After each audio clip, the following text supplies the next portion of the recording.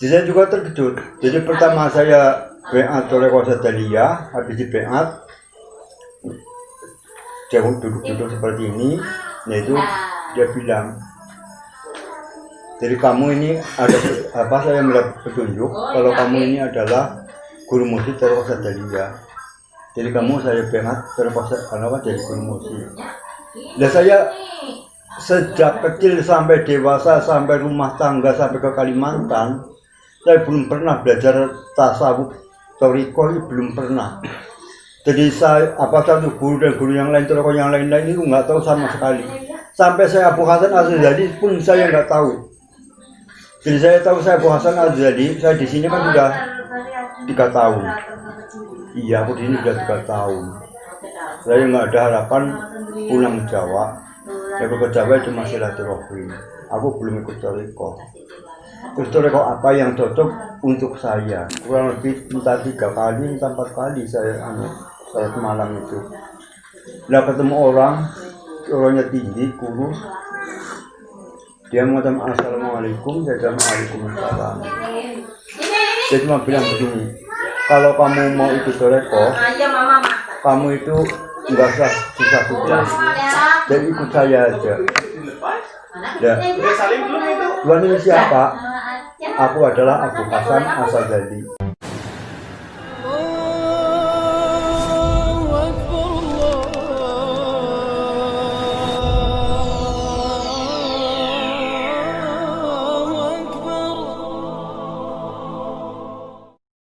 Assalamualaikum warahmatullahi wabarakatuh. Alhamdulillah wa syukrulillah ala nikmatillah, la haula wa la quwata illa billah, amma ba'dah. Para muhibbin rahimakumullah, kita lanjutkan kembali diskusi tasawuf mahabbah kita. Beberapa minggu yang lalu kita membahas tentang belajar tasawuf itu mudah, dengan catatan harus melalui gurunya. Tanpa guru kita tidak akan terbimbing ke jalan yang lurus. Tidak mungkin disebut seseorang itu menjalani jalan yang lurus kalau dia hanya belajar syariat saja. Maka harus dan wajib hukumnya belajar ilmu tasawuf. Para muhibbin rahimakumullah, belajar tasawuf sama dengan belajar ilmu teori. Maka hasilnya adalah mereka menguasai logika tasawuf. Bahkan mereka sampai kepada tataran filsafat tasawuf. Dan ini orangnya menjadi sangat alim, sangat pintar, namun ada kesia-siaan di dalam hatinya, ada kekeringan di dalam hatinya. Maka dia harus mempelajari ilmu thariqah. Antara ilmu tasawuf dengan ilmu thariqah seperti antara teori dan praktek. Tidak mungkin seseorang itu praktek tanpa teorinya. Apalagi seorang hanya pelajari ilmu teorinya saja, tasawufnya saja, dia tidak praktek, maka dia tidak akan mendapatkan apa-apa kecuali hanya kesia-siaan. Ilmunya banyak tapi tidak bermanfaat bagi kehidupan hatinya. Seseorang yang mempelajari ilmu tarikat tidak mungkin didapat oleh orang yang belajar itu kecuali dari mursyidnya. Mursyid itu seperti guide. Dia menuntun si murid karena dia mahir di bidang ilmu syariat, paham di bidang ilmu syariat, mengerti di bidang ilmu syariat, dan dia punya pengalaman dalam perjalanan-perjalanan jiwanya sebab mengamalkan sempurnanya ilmu syariat. Dia punya pengalaman rohani karena dituntun pula oleh guru mursyidnya pula yang punya pengalaman rohani. Kan pengalaman tanpa ilmu tidak bisa jadikan pegangan. Demikian juga ilmu tanpa pengalaman, maka juga tidak bisa dijadikan pegangan. Seorang yang mursyid, dia punya pengalaman rohani, dia memahami betul dalam perjalanan rohaninya, relung-relung jiwa, ada kegelapan, ada godaan, ada nafsu syaitaniyah, ada iblis, kesombongan tentang ilmu, dan semua itu dia jalani dalam praktek ilmu tarekah yang disusun dan dituntun oleh mursyidnya. Maka dia sampailah kepada makom fana fillah. Seorang mursyid sudah pasti dia masuk ke makom fana fillah, karena mursyid sebelumnya bukan menunjuk mursyid berikutnya, itu bukan dari keinginan dirinya, tapi adalah kehendak Allah Subhanahu wa Ta'ala secara langsung melalui berwasilah dengan guru-guru mursyidnya yang menuntunnya. Tidak mungkin seorang guru mursyid kalau tidak dia seorang yang fana fillah, sehingga dia bermakrifat kepada Allah, dari makrifatnya kepada Allah, dari penunjukannya dari Allah semata-mata lantaran guru mursyidnya, maka dia menunjuk guru mursyid penggantinya, bukan karena nafsu. Sahabat tasawuf mahabbah rahimakumullah, saya tidak menghendaki untuk menjadi seorang mursyid, tidak sama sekali. Tidak ada bayangan sebelumnya. Di dalam pencarian kepada guru mursyid, sejak belajar di pesantren, yang dicari adalah jalan kebenaran itu. Dan Allah menunjukkan jalan itu, yaitu jalan menemui seorang guru mursyid. Dan Allah tunjukkan siapa mursyid yang sebenarnya itu. Para muhibbin rahimakumullah, Rasulullah sallallahu alaihi wasallam bersabda,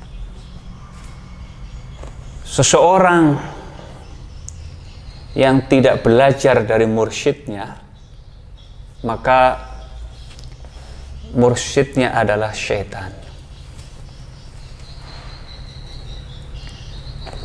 Yang lebih dekat kepada dirinya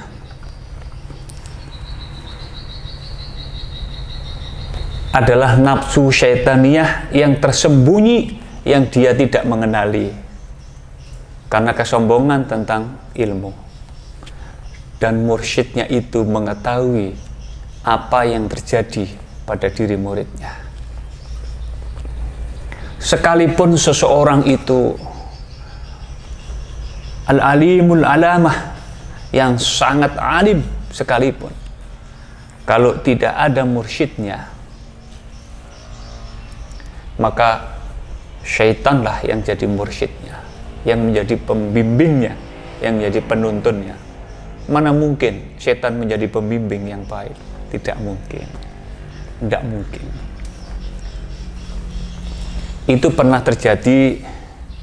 Seorang Syekhul Islam Imam Al-Ghazali sudah disebut syekh. Bahkan beliau pada waktu itu jabatannya adalah qadhi, hakim agung. Bahkan beliau rektor Universitas Nizamul Muluk yang sangat terkenal itu. Ilmu syariatnya sangat mumpuni. Tapi beliau mengatakan, aku telah mensia-siakan umurku dan tabir menutupi diriku. Maka setelah beliau belajar kepada guru mursyidnya, barulah Allah menuntun. Padahal sebelumnya beliau sangat intim, sangat serius, bersungguh-sungguh dalam mempelajari filsafat, yang akhirnya beliau pula mengharamkan filsafat. Kemudian dia meninggalkan filsafat logika, lalu belajar tentang tasawuf. Lahirlah namanya Ihya Ulumuddin sebagai patokan orang-orang yang belajar tasawuf dengan tujuan untuk mencari kebenaran yang sesungguhnya dalam hatinya. Ini seorang syekh besar. Apalagi kalau orang yang memang awam, maka perlu seorang penuntun, seorang mursyid yang menuntun ke jalan yang diridhoi oleh Allah Subhanahu wa Ta'ala. Para muhibbin yang dimuliakan oleh Allah. Bahkan Imam Malik mengatakan bahwa seorang yang mempelajari ilmu syariah tanpa tasawuf, maka dia fasik, dosa besar. Dan seorang yang mempelajari ilmu tasawuf tanpa syariah, maka dia telah zindik, kafir zindik, menyeret dirinya kepada kebatinan. Padahal yang dituju sebetulnya adalah al-batin, namun terseret kepada kebatinan. Seorang sufi yang mursyidin tidak boleh dikatakan kepadanya, apalagi dituduh kepadanya bahwa dia tidak menguasai syariat. Para muhibbin yang dimuliakan oleh Allah, mana mungkin seseorang sampai kepada batin, sampai kepada fana fillah, sampai kepada makrifatnya, kalau dia tidak mulai dari ilmu syariahnya. Orang-orang yang mursyidin fillah itu tidak menunjukkan ilmu syariatnya. Demikian pula seorang yang mempelajari ilmu syariat, maka dia juga tidak menunjukkan ilmu batinnya. Apalagi seorang mursyid, dua-duanya tidak menunjukkan. Dia tidak menunjukkan batinnya. Karena siapa sebenarnya yang menunjukkan batinnya? Adalah Allahnya, dan tidak mampu untuk mengatakannya. Karena besarnya rahmat. Jangan-jangan malah nafsunya nanti yang berbicara. Bahkan seorang mursyid yang punya anak yang sangat alim sekali, dan ini banyak sekali.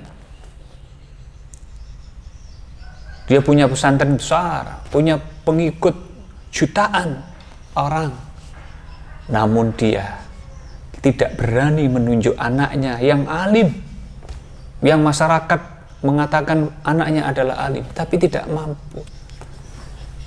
Karena bukan hal itu yang dimaksud, tapi petunjuk dari Allah lantaran mursyidnya.